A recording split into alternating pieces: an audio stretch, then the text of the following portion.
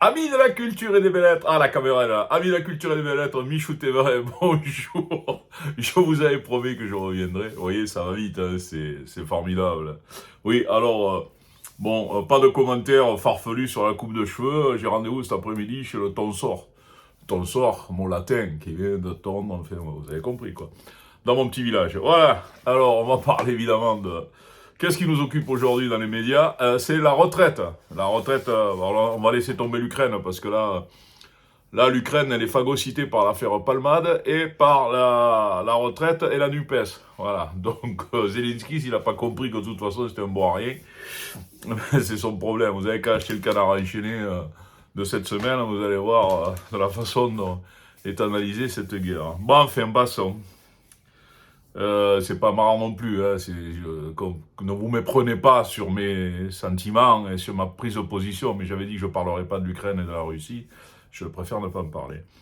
La retraite à 64 ans, à 44, 43 annuités, on n'y comprend rien. Alors, vous avez Véran qui vous raconte des salades et qui comprend même pas ce qu'il dit, mais ça c'est normal, c'est Véran. Hein. Pour le Covid, il a dit pareil. Pour le Covid, je vous signale qu'il nous a enflé, mais pour des années, des années et des années, mais il ne savait pas de quoi il parlait. Vous avez Dussopt, le pauvre, qui se fait insulter. Là je vais en parler aussi. Vous avez Dussopt et vous avez la première ministre Borne qui comprend rien du tout. Et derrière, qui c'est qui tire les ficelles? C'est Macron. Et on se demande à quoi il sert. D'ailleurs, on ne sait pas où il est.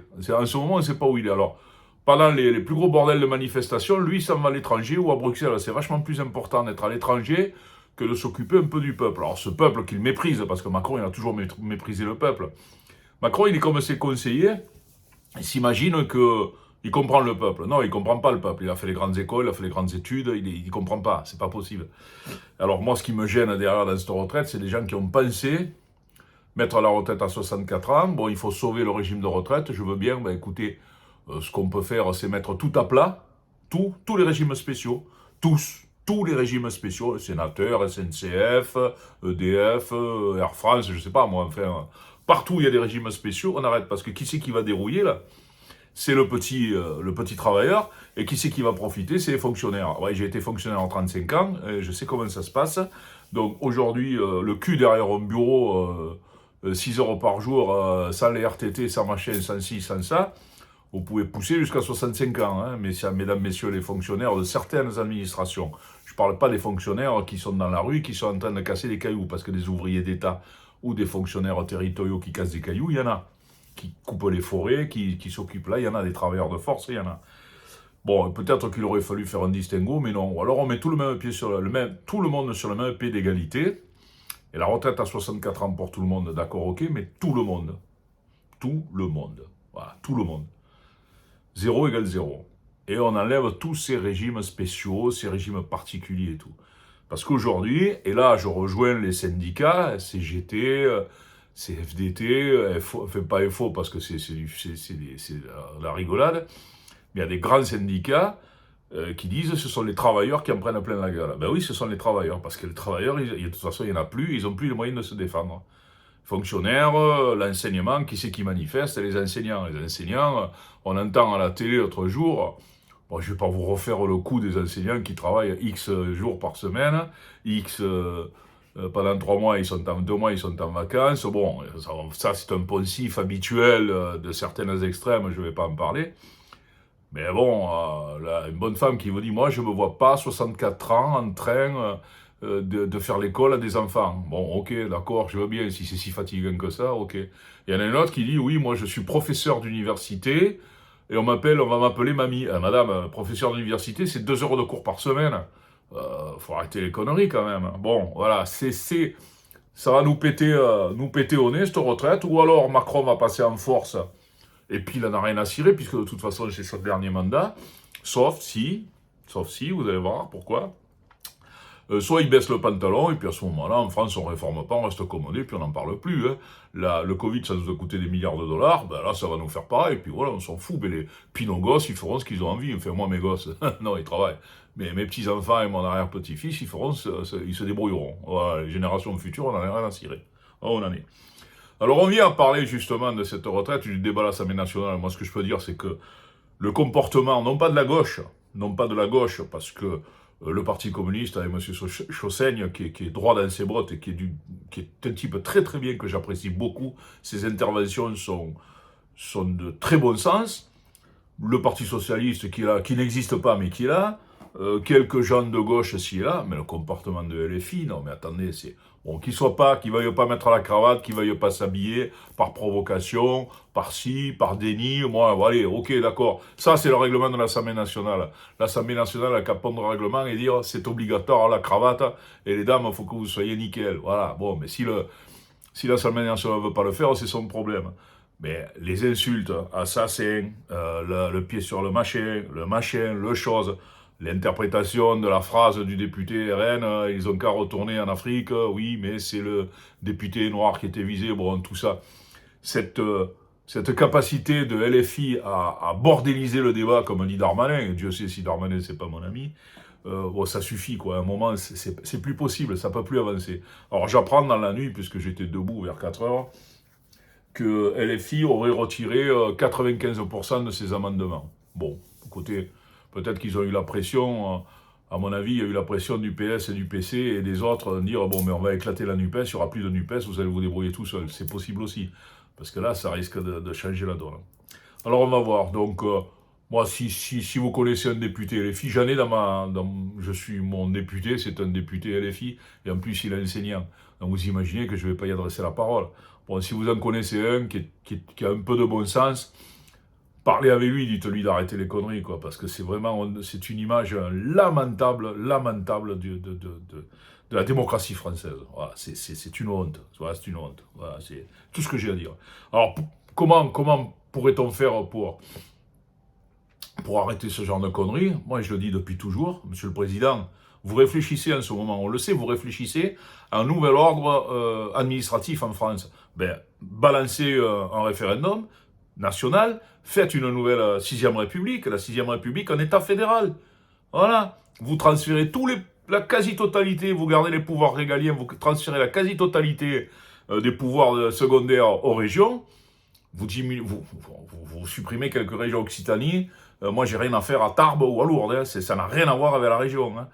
C'est pareil pour le Grand Ouest, là, qui part de Bordeaux, qui va jusqu'au Pays Basque. C'est complètement débile. Il faut revenir à des régions beaucoup plus intelligentes. Bon, ça, on l'avait fait pour éviter les arrangements politiques, c'est vrai. Mais bon, maintenant, il faut arrêter, quoi. La gauche, elle a fait que des conneries. Bon, maintenant, il faut revenir à des bases saines, à des régions saines.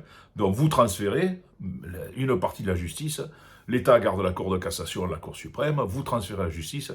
Toute l'éducation nationale, hormis une vingtaine de grandes écoles qui vont rester dans le giron de l'État, toute l'éducation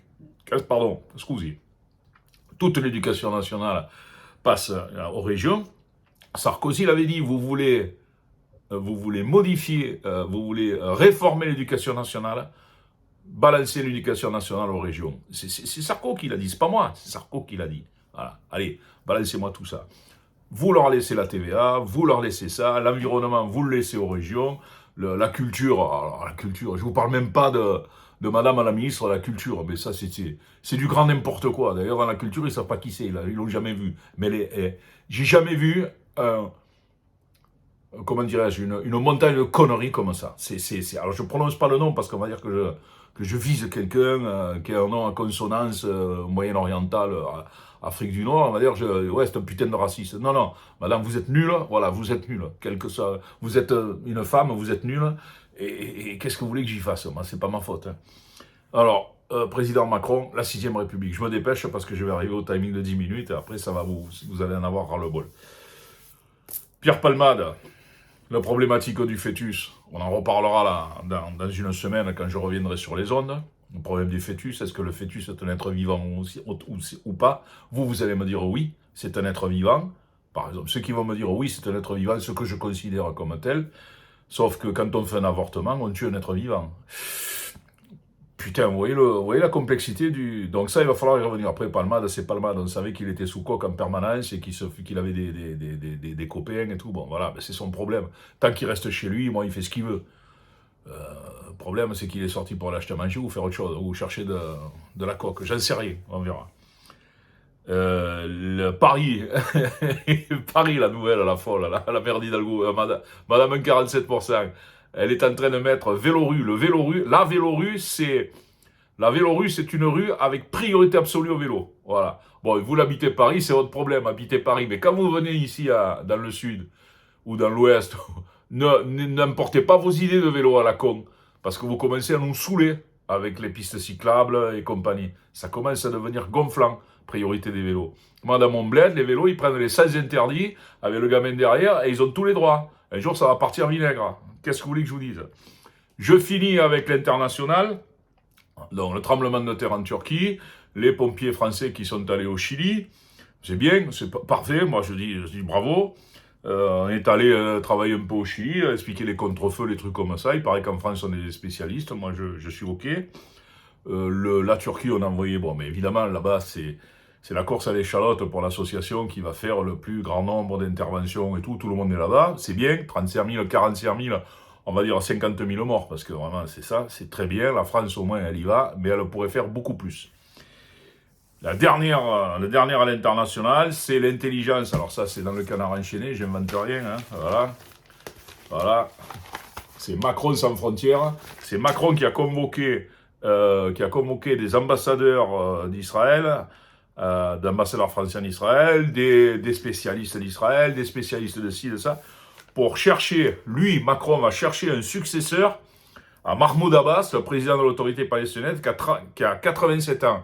Et comme dit le Canard, il va s'occuper d'un départ en retraite d'un remplacement d'un mec, Mahmoud Abbas, qui a 87 ans, qui refuse des élections depuis 15 ans de peur de les perdre, donc un grand démocrate. Et lui, il n'est pas capable de s'occuper de la retraite des Français à 64 ans. Mais il a joué un camarade. Avec ça, si tu as compris quelque chose, moi, j'ai rien compris.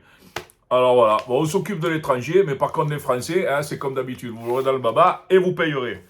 Et là, je commence aussi, c'est pareil, on en a ras la casquette. Entre ceux qui comprennent rien, qui vous racontent n'importe quoi, et c'est que les œillères comme ça à Paris là-haut, ça me saoule. Vivement le Sud. Allez, un peu de bonne humeur. Aujourd'hui, je vais travailler, alors que ça plaise ou que ça déplaise pour certains, des allusions. Oui, je travaille. Oui, je poursuis mon travail. J'ai bientôt... Je vais pas vous dire mon âge, mais ça ne vous regarde pas de toute façon. Donc je continue à travailler, je suis heureux. Voilà, ça me permet de me payer des petites vacances. Voilà, Palavas-les-Flots, vous voyez, des conneries comme ça. Michou TV première. Je vous dirai où on va cet été. Voilà, on fait un petit voyage cet été. Et pour pas que je reste là, donc la cloche est là. Michou TV première, à bientôt. La bise à ma soeur. La bise à mes enfants, je vous embrasse tous, Mazal Tov, la paix sur terre, etc., etc. Salut camarades. Maintenant je vais charger, on va voir ce que ça donne avec la fibre qui est arrivée hier. Magnifique. Bye.